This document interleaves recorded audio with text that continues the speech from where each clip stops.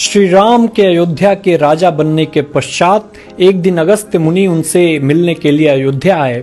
वार्तालाप करते हुए लंका युद्ध का प्रसंग छिड़ गया। राम ने उन्हें बताया कि किस तरह उन्होंने रावण और कुंभकर्ण जैसे असुरों का वध किया। उन्होंने अगस्त्य मुनि को लक्ष्मण की वीरता के बारे में बताते हुए कहा कि लक्ष्मण ने भी इंद्रजीत और अतिकाय जैसे शक्तिशाली असुरों का वध किया। ये सुनकर अगस्त्य मुनि ने श्री राम से कहा कि भले ही रावण और कुंभकर्ण महान योद्धा थे, परंतु लक्ष्मण ने इंद्रजीत का वध किया, इसलिए वे सबसे बड़े योद्धा हुए। अपने भाई की वीरता की प्रशंसा सुनकर श्री राम अत्यंत प्रसन्न हुए और उत्सुकता से उन्होंने अगस्त्य मुनि से पूछा, इंद्रजीत का वध रावण वध से अधिक कठिन कैसे था? श्री राम की उत्सुकता को शांत करने के लिए अगस्त्य मुनि ने श्री राम को बताया कि इंद्रजीत को वरदान था कि उसका वध वही कर सकता था जो 14 वर्षों तक सोया न हो, जिसने 14 वर्ष किसी स्त्री का मुख न देखा हो और न ही 14 वर्ष भोजन ग्रहण किया हो। ये सुनकर श्री राम बोले, वनवास के समय मैं नियमित रूप से लक्ष्मण को उनके हिस्से के फल फूल देता रहा हूँ।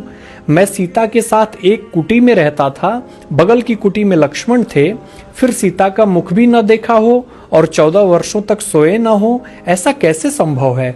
अगस्त्य मुनि श्री राम की बात सुनकर मुस्कुराए और कहा, क्यों न लक्ष्मण जी से पूछा जाए। अपने प्रश्नों के उत्तर जानने के लिए श्री राम ने लक्ष्मण जी को बुलाया और कहा कि हम तीनों 14 वर्षों तक साथ रहे, फिर तुमने सीता का मुख कैसे नहीं देखा? फल दिए गए फिर भी अनाहारी कैसे रहे और 14 वर्षों तक बिना सोए कैसे रहे? लक्ष्मण जी ने श्री राम को बताया कि मैंने कभी सीता माँ के चरणों के ऊपर देखा ही नहीं। आपको स्मरण होगा जब सुग्रीव ने हमें सीता माँ के आभूषण दिखाकर पहचानने के लिए कहा, तो मैं उनके पैरों के आभूषण के सिवाय कोई और आभूषण नहीं पहचान पाया था। आप और माता एक कुटिया में सोते थे, मैं रात भर बाहर धनुष पर बाण चढ़ाए पहरा देता था। जब निद्रा ने मुझ पर नियंत्रण लाने का प्रयत्न किया तो मैंने निद्रा को अपने बाणों से वेध दिया था।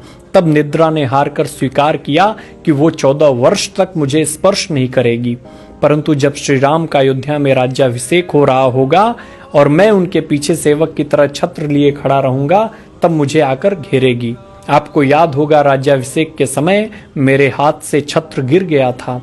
मैं जो फल फूल लाता था, आप उसके 3 भाग करते थे। एक भाग देकर आप मुझसे कहते थे, लक्ष्मण फल रख लो। आपने कभी फल खाने के लिए नहीं कहा। फिर बिना आपकी आज्ञा के मैं उसे कैसे खाता? मैंने उन्हें संभाल कर रख दिया और वो अभी भी उसी कुटिया में रखे होंगे। श्री राम के कहने पर लक्ष्मण जी चित्रकूट की कुटिया में से उन सभी फलों को टोकरे में रखकर ले आए और दरबार में रख दिया। जब फलों की गिनती शुरू हुई तब उसमें देखा कि 7 दिन के हिस्से के फल नहीं थे। उन 7 दिनों के हिस्से के फलों के बारे में लक्ष्मण जी ने बताया कि उन 7 दिनों में फल आए ही नहीं थे। वो इस प्रकार है, जिस दिन हमें पिताश्री के स्वर्गवासी होने की सूचना मिली, हम निराहारी रहे।